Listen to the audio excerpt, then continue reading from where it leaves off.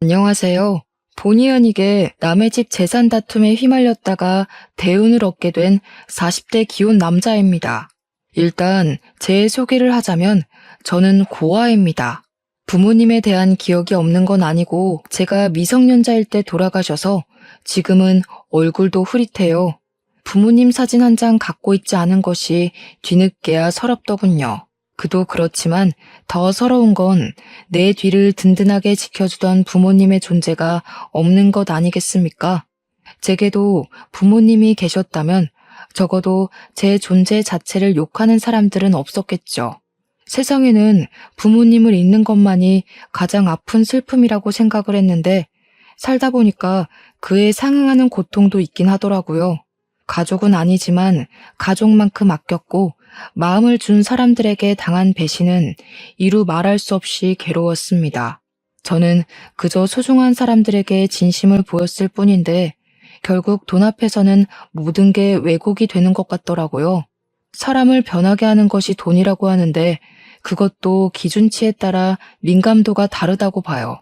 저한테는 조약돌만큼의 돈밖에 못 가진다 하더라도 소중한 사람들과 어울리는 게 중요한 반면 제 사람들은 바위만큼의 돈을 얻을 수만 있다면 소중한 것은 아예 없구나 느꼈습니다.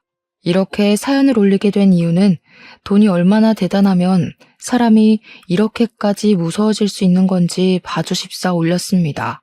제가 인생을 너무 쉽게만 보고 있었던 건지 잘못 살고 있는 건지 꼭 좀 들어보시고 조언 부탁드립니다.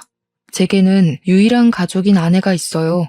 저는 고등학교 때 부모님을 여의었고 학교를 끝까지 수료하지 못해 겨우 중학학력만 갖고 있는 사람입니다. 그런 부족한 제게 아내는 그야말로 한 줄기의 빛 같은 존재였어요. 아마 아내가 없었다면 저 혼자 어디 한강 주변에 맴돌며 나쁜 생각을 했을지도 모릅니다.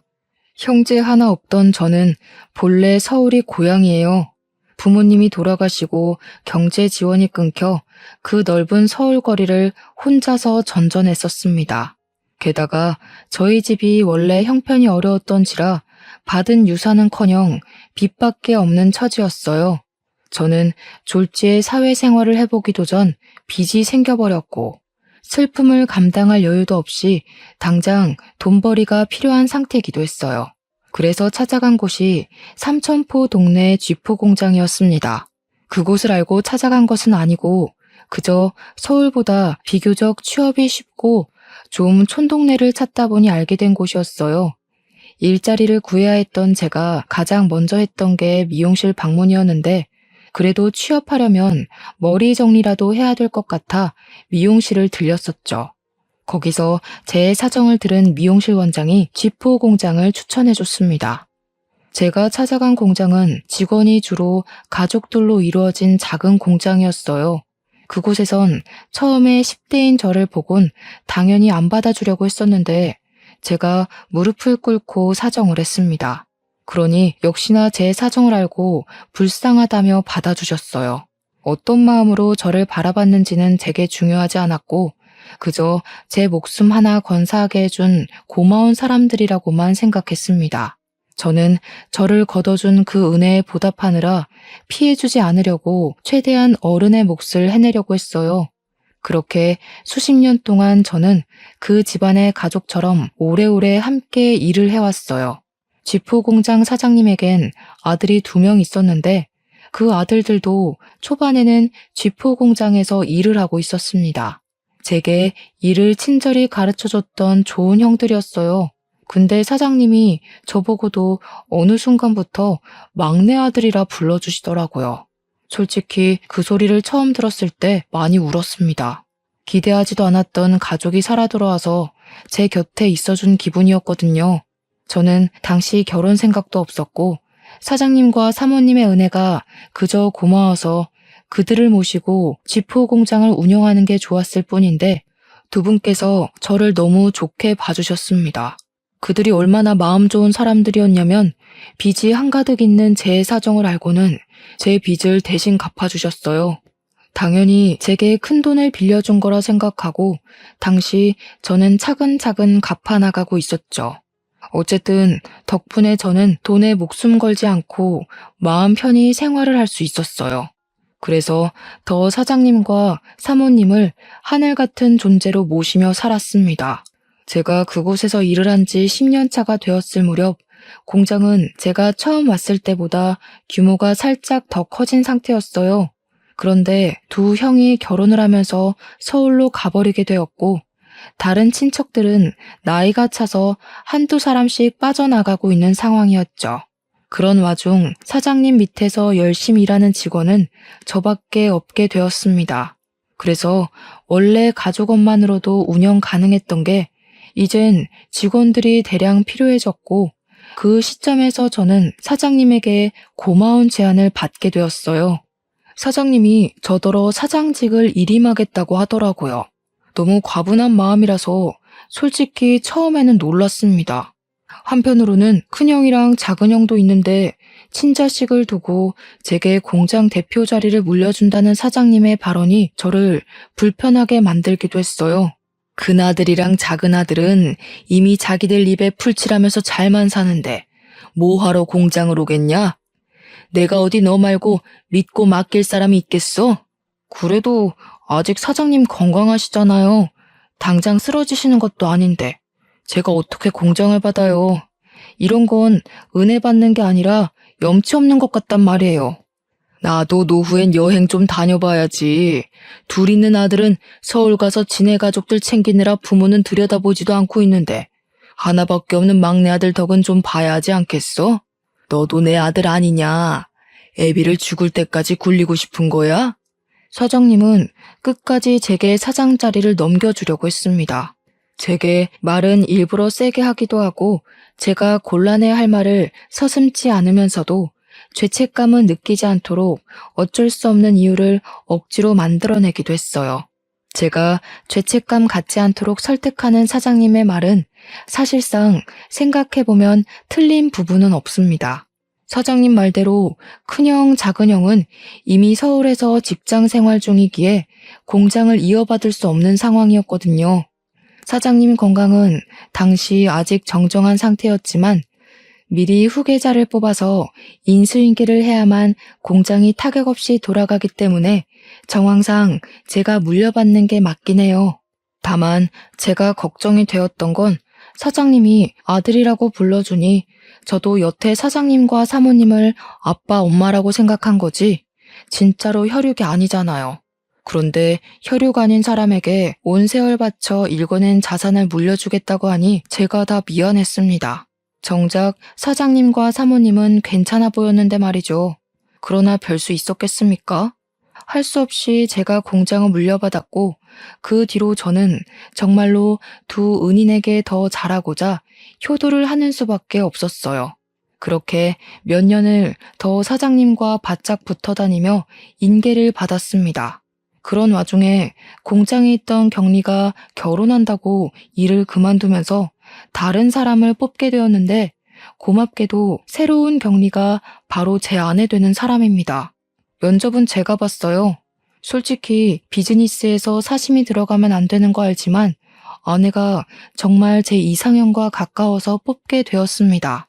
뽑고 나서야 근무적인 부분에서 부족함이 있으면 어쩌나 걱정이 되었는데 다행히 아내는 일도 야무지고 칠칠 맞지 않았고 곧잘 하더라고요.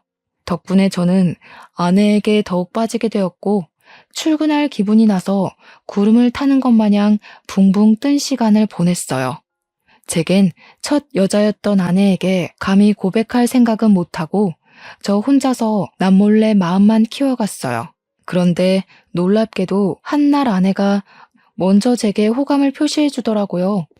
아내가 하는 말이 자기가 호감을 느낀 것도 사실이지만 먼저 고백을 할 수 있었던 건 제 얼굴에 감정이 다 티가 나서 제 마음을 모를 수가 없었다고 했어요. 제가 자신을 좋아한다라는 걸 확신할 수 있었기에 아내도 고백할 용기가 있었다고 했습니다. 참 멋없는 시작이었지만 그래도 좋았습니다. 저는 그렇게 제게 과분한 아내와 사귀게 되었고 결혼까지 약속하게 되었어요.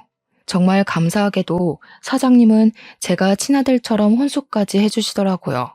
괜찮다고 나도 모은 돈 많다고 했는데도 사장님은 늘 제게 고마운 말로 저의 입을 다물게 했습니다. 아들한테 혼수 안 해주는 부모도 있다냐? 자식이 진짜 나를 닮기라도 했나? 와이프 되는 사람도 참 이쁜 여자로 골랐다. 나도 네 엄마랑 결혼하려고 몇 년을 쫓아다녔는데. 쓸데없는 소리 한다 또. 균성아, 필요한 거 있으면 우리한테 얼마든지 말해.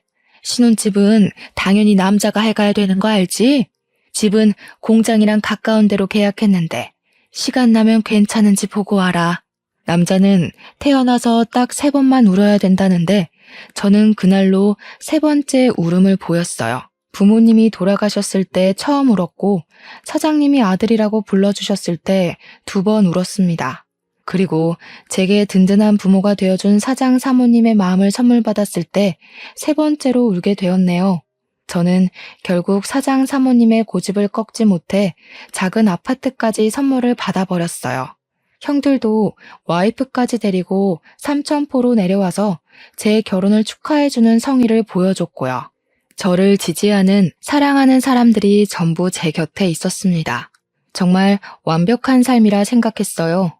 저는 가족이 없는 고아인데 마치 가족이 있는 느낌이라서 고아 신세가 전혀 서럽지 않았습니다.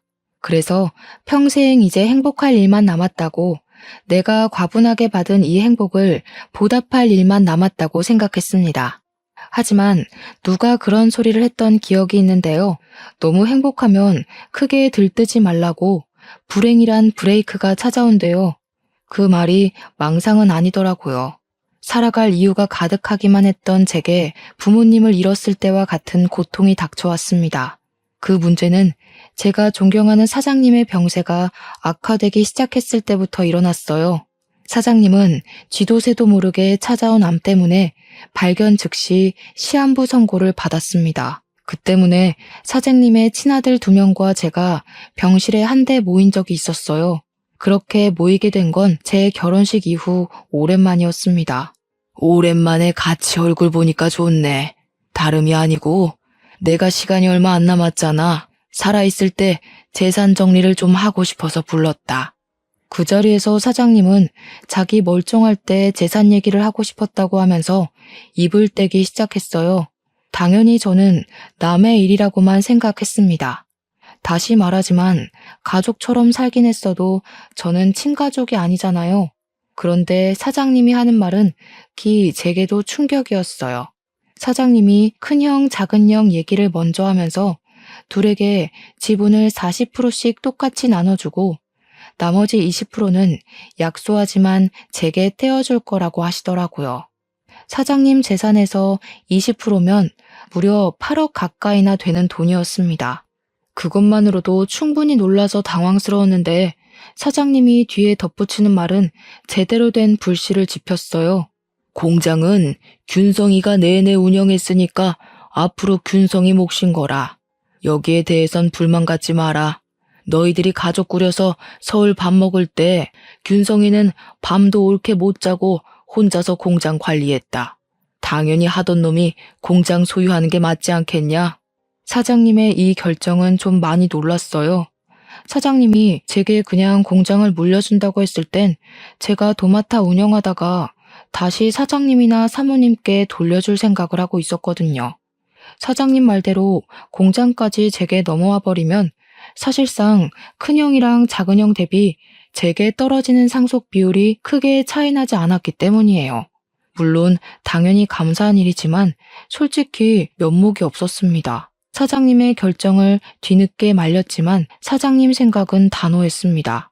그렇잖아도 큰형이랑 작은형 표정이 안 좋더라고요. 그렇게 사장님과 저희는 불편한 면담을 끝내고 나란히 병원 밖을 나왔어요. 병원 입구를 나오자마자 큰형과 작은형이 차가운 목소리로 말하더라고요.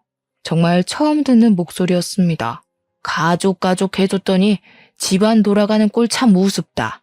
안 그래 균성아? 넌 좋겠어. 아무것도 없이 우리 가족 안에 들어왔다가 재산까지 받게 생겼으니까.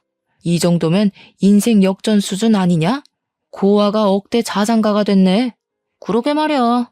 아무리 그래도 친자식만큼 받아가는 건 좀 아니지 싶다. 어떻게 굴러 들어온 돌이 박힌 돌을 빼려고 하냐? 우리 없는 사이에 아빠한테 얼마나 알랑방귀 낀 거야. 대단하다. 역시 두 형은 재산 때문에 기분이 안 좋은 듯 했습니다.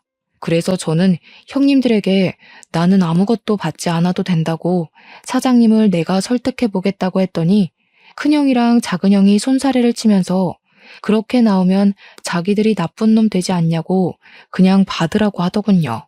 그렇게 떠나버린 형님들은 서울 잘 도착했냐는 제 문자를 대놓고 씹었습니다. 사랑하는 형제들과 사이가 틀어져 버린 것 같아 많이 속상했어요.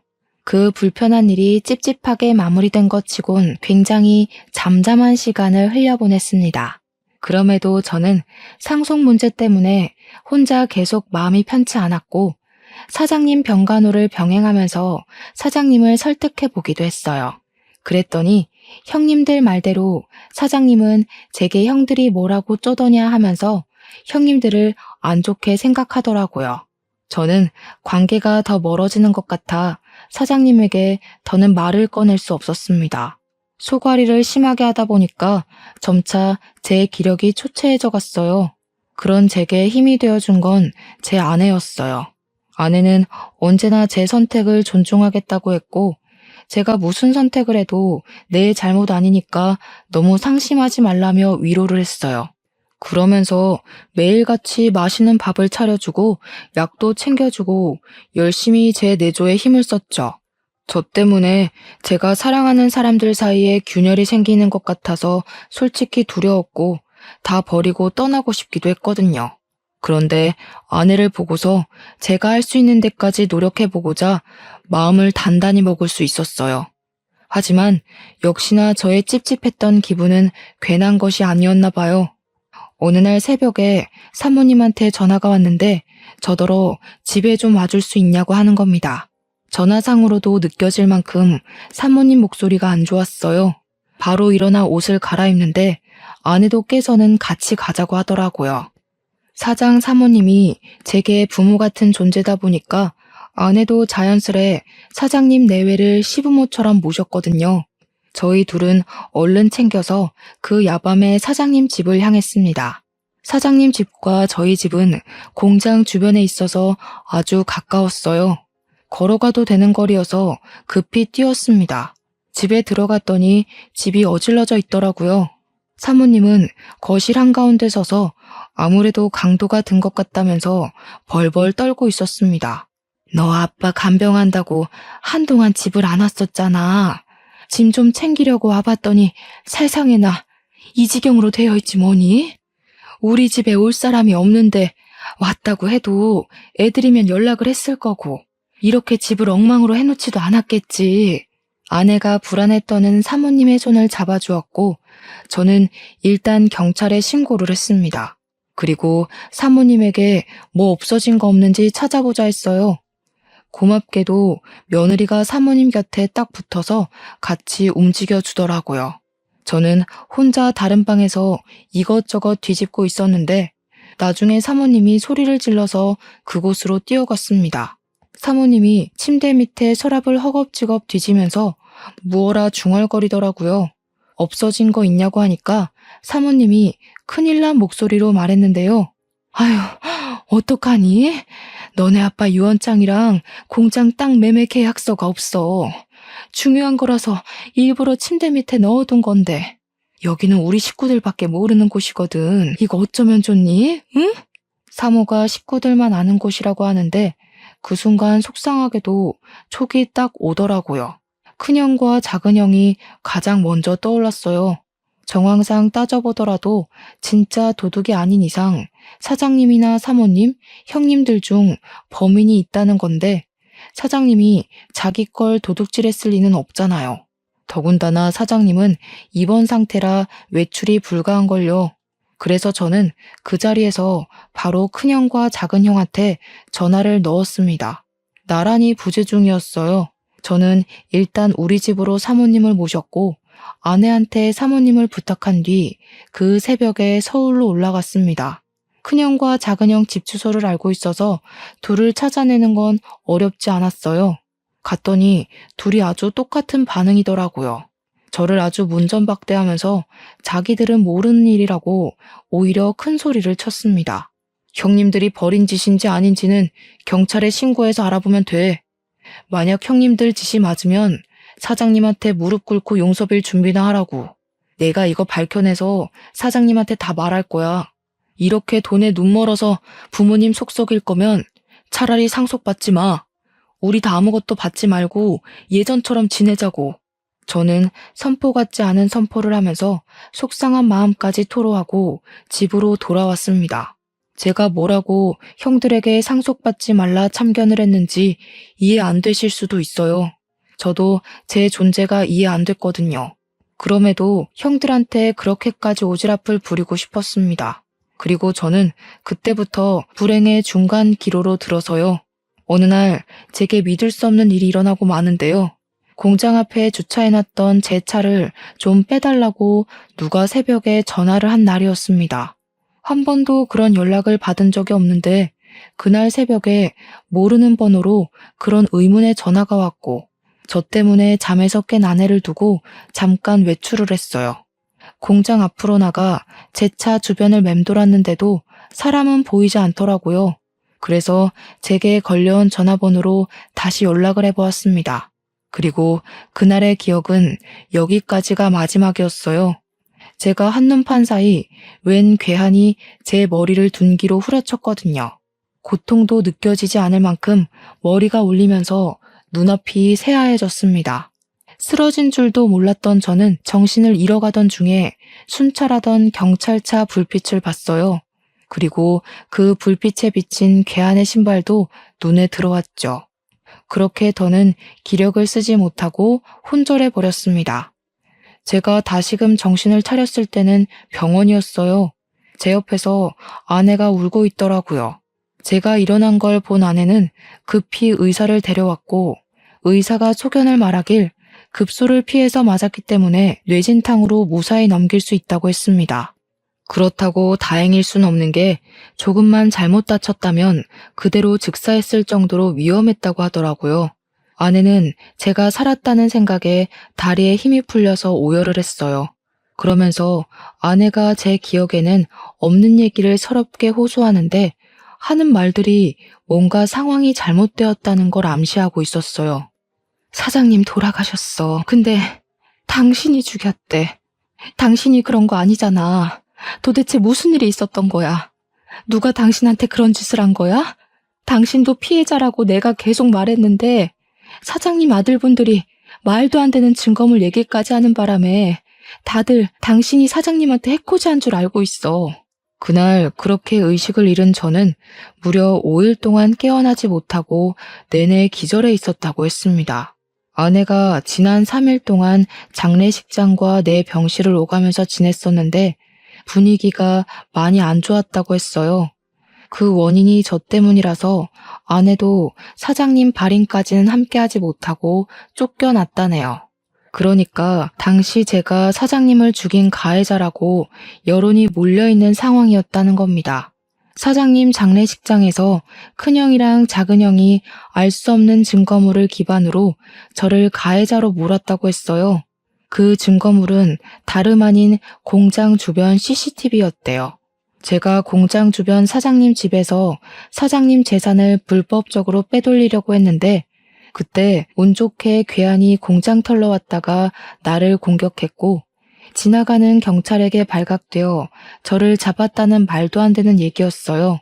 뿐만 아니라 또 제가 매일 사장님 병문안을 가는 점을 이용해서 그걸로 제가 사장님 산소호흡기를 뗐다고 구라를 쳐놨다는 게 아닙니까?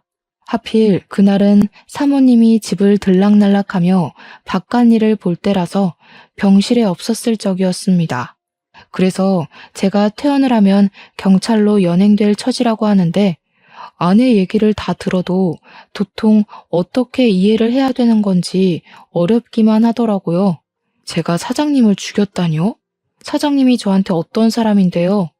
돌아가신 부모님 다음으로 제게 부모가 되어준 분이 아닙니까?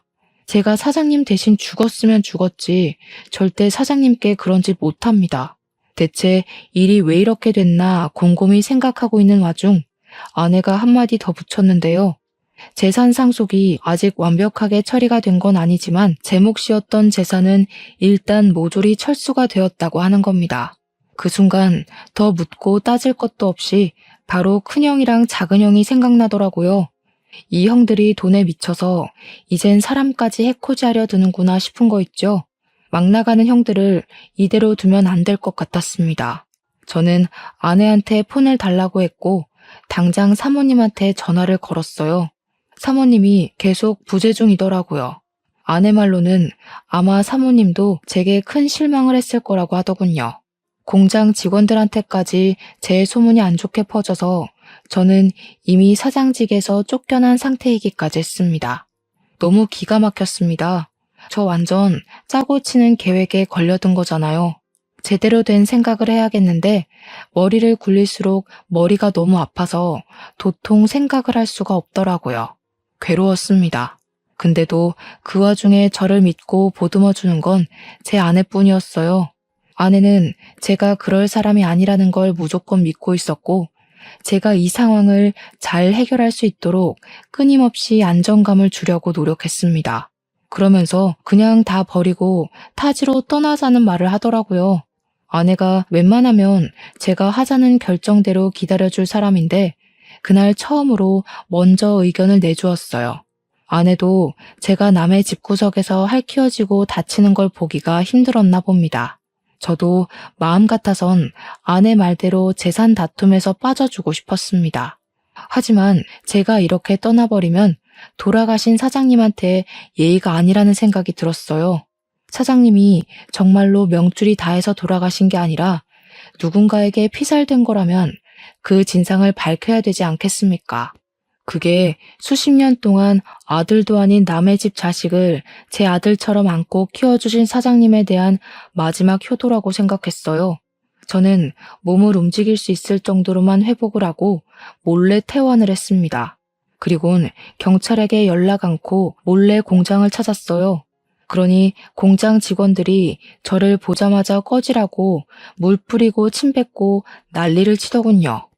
깜빵에 있어야 할 놈이 어떻게 밖을 싸돌아다니냐는 둥 사장님이 나를 얼마나 아꼈는데 그런 파렴치한 욕심을 품냐는 둥 저를 썩은 놈으로 보고 있었습니다. 저는 당연히 제 짓이 아니라고 해명했어요. 하지만 애초에 다들 제 말을 들어줄 생각이 없는 것 같더라고요. 빗자루까지 들고 와서 저를 패길래 저는 아내가 위험해질까봐 얼른 그 자리를 빠져나왔습니다. 그리고 그 다음엔 사장님 집을 찾아갔어요. 초인종을 눌렀더니 사모님의 다 죽어간 목소리가 저를 안 보고 싶다고 문전박대를 하시더군요. 저 혼자 왔으면 사모님이 끝까지 집에 안 들였을 텐데 옆에서 아내가 사모님에게 사정하며 설득해서 끝내 저희 둘 다 집안에 들어갈 수 있었습니다. 사모님 표정은 저를 원망하고 있기도 했고 배신감에 서글퍼 있기도 했어요. 저를 보자마자 눈물을 흘리며 공장 직원들이 그랬던 것처럼 저를 탓하더라고요. 그래도 나는 끝까지 너를 믿었어. 그런데 네가 어떻게 그래? 우리 그이가 너를 진심으로 아들이라 생각했는데 어떻게 재산 때문에 그런 끔찍한 짓을 벌일 수가 있어? 이 양심 없는 놈아, 너는 여길 찾아올 자격도 없어. 저를 원망할 수밖에 없다는 거 알아요. 근데 제가 그런 거 아니에요. 저한테 사장님이 어떤 존재인지 잘 아시잖아요. 저는 공장도 필요 없고 재산도 필요 없던 사람이에요. 돈 때문에 사장님 배신할 거면 제가 나이 40 될 때까지 버티고 있었겠어요? 저 쓰러졌던 날, 저 때리고 도망친 사람을 봐서 찾아온 거예요. 제가 해명을 해도 사모님은 울기만 했지 제 말을 믿어주지 않았습니다. 돌아가신 사장님이 불쌍하다면서 계속 제 등짝을 때렸어요. 거기다 대고 저는 그날 새벽 제게 전화를 해서 공장 앞으로 나오라고 했던 사람의 통화 녹음을 들려줬습니다. 그러니 사모님께서 집중을 해주시더라고요. 저는 설명을 덧붙여서 그때 상황을 설명했고 둔기를 맞고 쓰러지면서 눈을 감기 전에 도망가는 사람 신발을 봤다고 했어요. 그게 바로 골프 운동화였다고 하니까 갑자기 사모님이 사색이 되더라고요. 그래서 왜 그러냐고 물었습니다. 사모님이 우왕좌왕하면서 휴대폰을 보여줬는데요. 혹시 이런 골프화였냐고 묻더라고요. 제가 그날 본 건 바이올렛 색상의 베이지 밑단을 단 수제 운동화였거든요. 근데 사모님이 보여준 것도 제가 본 것과 동일한 색상이더라고요. 그래서 저는 바로 이게 맞는다고 이걸 어떻게 사모님이 갖고 있냐고 물었죠. 네 형들이 골프 좋아하잖니. 네 아빠가 형들 생일 선물로 한 켤레씩 주문 제작한 거야. 아빠가 보라색을 좋아해서 똑같이 수제로 맞춰줬던 거다. 너는 골프를 안 치니까 아빠가 결혼식 날 구두 한 켤레 해줬던 거고. 맞습니다. 제가 결혼하는 날 사장님이 뜬금없이 구두를 선물해 주었어요. 그 구두가 제 발에 꼭 맞아서 중요한 날에만 신는다고 지금도 상자에 소중히 보관하고 있거든요. 그런데 형님들이 생일 선물로 골프화를 받았다는 건 모르고 있었습니다. 그 순간 충격받은 저희들은 그것을 시작으로 다른 증거까지 찾아 나섰어요. 그 과정에서 사모님이 아직 재산 상속이 이루어지지 않아 큰형과 작은형을 다음 주에 만나기로 했다고 말해주더라고요. 그러면서 그동안 사장님, 사모님 둘만 알고 있고 자식들에겐 알리지 않은 한 가지 사실이 있다면서 고백하셨는데요. 사실은 너희들 아빠가 너희들한테 재산 상속을 배정한 게 아니야. 상속인을 나한테 위임해놓고 한 발 빠져 있었어. 나더러 자기 죽고 나면 분명 태도 달라질 자식들이 있을 거라고. 그런 놈한테는 한 푼도 주지 말라 그랬거든. 사장님은 진작에 큰형과 작은형의 무력을 눈치챘다고 했는데 사모님이 자기 아들들이 그럴 리 없다면서 믿지 않았다고 했어요. 그러자 사장님이 사모님한테 자기 죽고 나서 아들들이 어떻게 나오는지 지켜본 뒤에 사모님 뜻대로 상속 진행하라고 위임장을 써줬다 합니다. 그게 사장님의 뜻이었고 유언이나 다름없으니까 사모님은 아들들을 믿지만 그렇게 하기로 따랐어요. 그런데 때마침 장례식장에서 큰형과 작은형이 제가 사장님을 죽였다면서 이런저런 증언을 기반으로 술술 말하길래 정말로 제가 그런 파렴치한 짓을 저지른 줄 알았다고 했습니다. 그래서 사모님은 돌아가신 사장님에게 원망까지 했다고 했어요. 남의 자식한텐 그리 자비롭고 친자식한테는 그리 냉철해서 벌 받은 거라고. 당신이 아끼던 양아들 같은 녀석한테 호되게 당하니까 이제야 알겠냐면서 그렇게 이미 떠난 사장님에게 호소를 했다네요. 그 일 때문에 저한테 단단히 화가 난 사모님은 제 앞으로 된 재산은 전부 철수하겠다고 그렇게 아내한테 통보를 했대요. 아내가 제 알리바이를 대줬지만 사모님뿐만 아니라 이미 당시 여론이 저를 등져버려서 아무도 아내의 말을 믿지 않았다고 했습니다. 아무것도 모르는 사모님 입장에서 보면 충분히 오해할 만했다고 생각했어요. 일단 상황이 어떻게 돌아가고 있든 가장 중요한 건 증거였습니다. 이미 공장 CCTV는 형들이 떼어갔을 테니 다른 증거가 필요했어요. 마침 그때 아내가 뾰족한 수를 말해주더라고요. 그날 새벽 제가 차 앞에 갔다면 혹시 블랙박스에 현장이 남아있지 않겠냐고요. 아차 싶더라고요. 제가 둔기에 맞았을 때 경찰차가 멀찍이에서 나타나는 바람에 가해자가 급히 도망갔다는 게 떠올랐습니다. 그렇다면 당연히 그들이 제 차에 있는 블랙박스는 차마 손대지 못했을 거란 말이죠.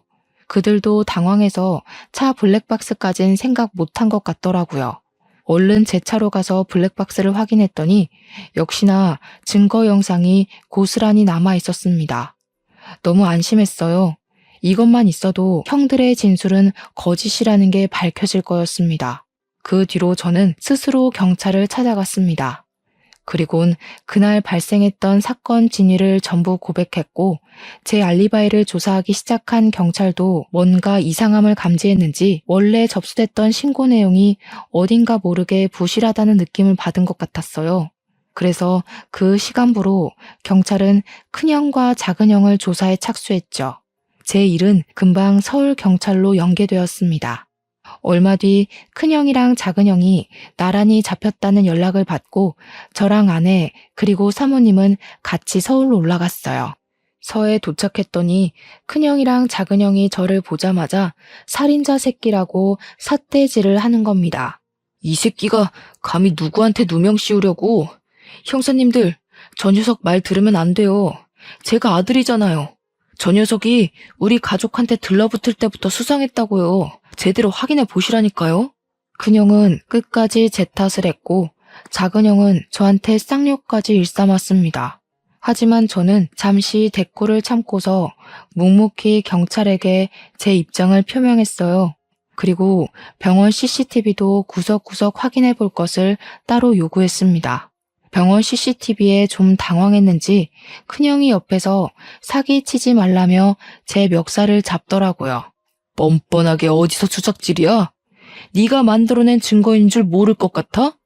그래봤자 네가 우리 아빠 재산 빼먹으려고 들러붙어 있던 사실은 안 바뀌어. 거지새끼 걷어줬더니 자기가 진짜 친자라도 되는 줄 아나. 어디서 감히 우리 아빠 돈을 탐내?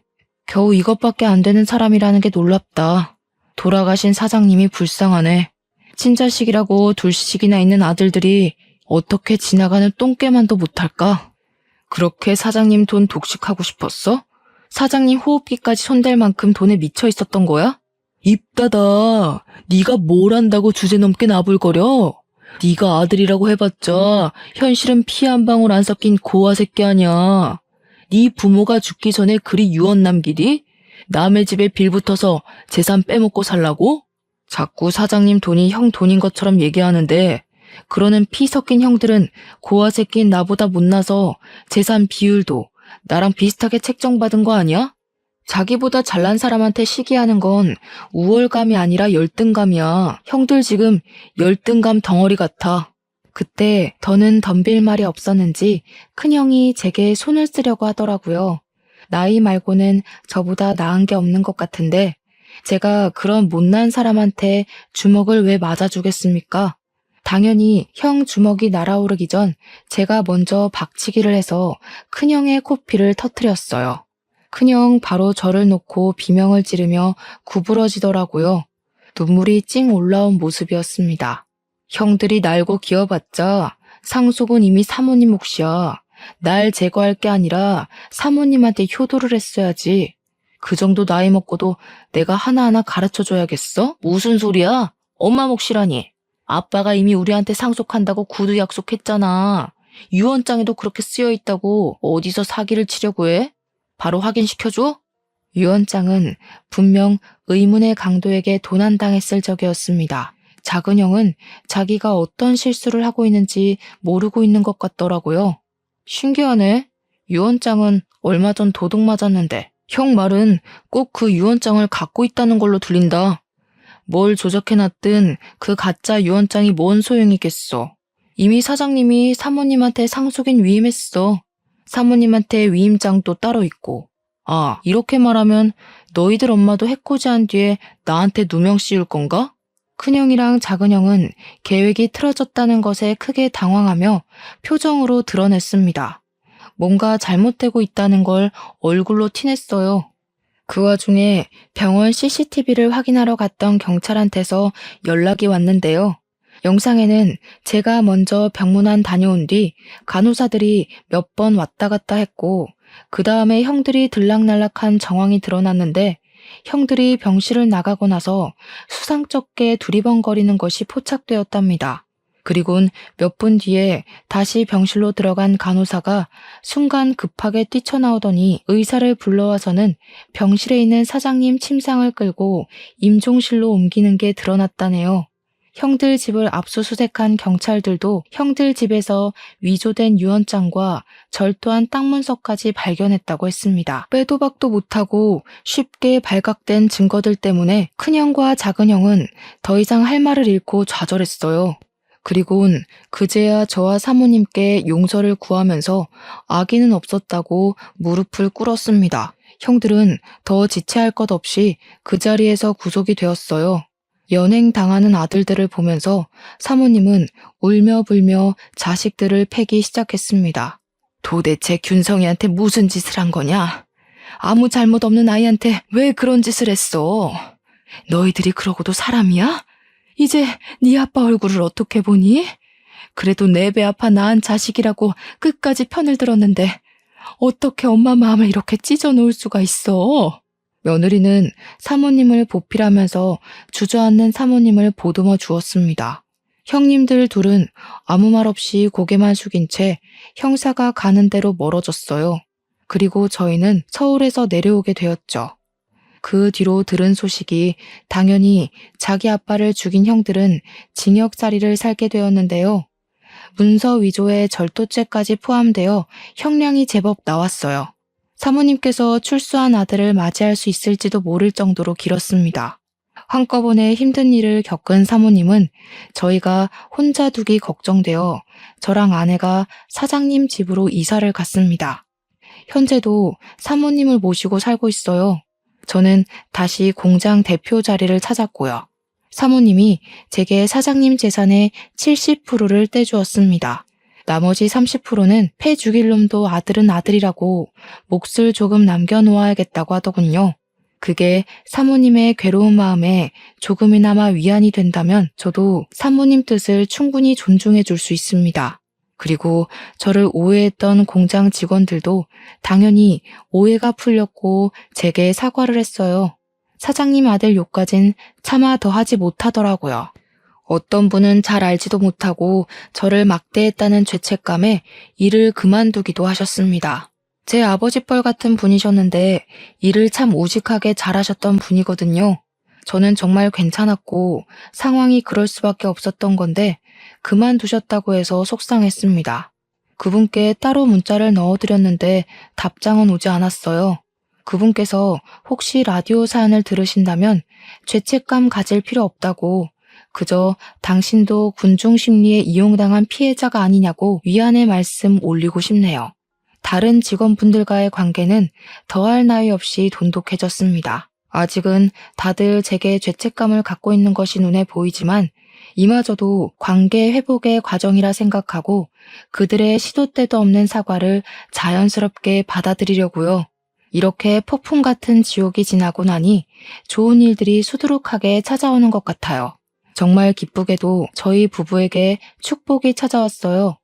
저번 주에 제가 바빠서 아내랑 사모님이 같이 산부인과 가서 초음파 사진을 찍고 왔는데 아기가 아직 너무 콩알만해서 우리 아이인 게 실감나지 않더라고요. 아들일지 딸일지는 모르겠지만 우리 예쁜 아내를 닮았으면 좋겠다는 생각을 해요. 그리고 저 또한 내 자식으로 찾아와준 우리 축복이에게 부끄럽지 않은 아빠가 되도록 노력할 겁니다. 무엇보다 건강하고 가진 것에 감사하며 살 줄 아는 바람직한 아이로 키울 거예요. 너무 과분한 바람은 아니겠죠? 말을 하다 보니 덜컥 겁이 나서 제가 잘할 수 있을지 모르겠네요. 아이 기다리는 일이 원래 이렇게 긴장이 되는 건가요? 다른 아빠들도 다 그렇겠죠? 아무튼 저랑 아내 그리고 제게 어머니와 같은 사모님까지 저희는 곧 새로 생길 식구인 아이를 만날 그날만 손꼽아 기다리면서 한동안 설레는 시간을 보낼 것 같습니다. 다소 지저분했을 사연이었는데 중간에 채널 돌리지 않고 집중해줘서 감사해요. 청취자분들 인생은 태풍 길 없이 산들바람만 이는 삶이길 바랍니다. 행복하세요.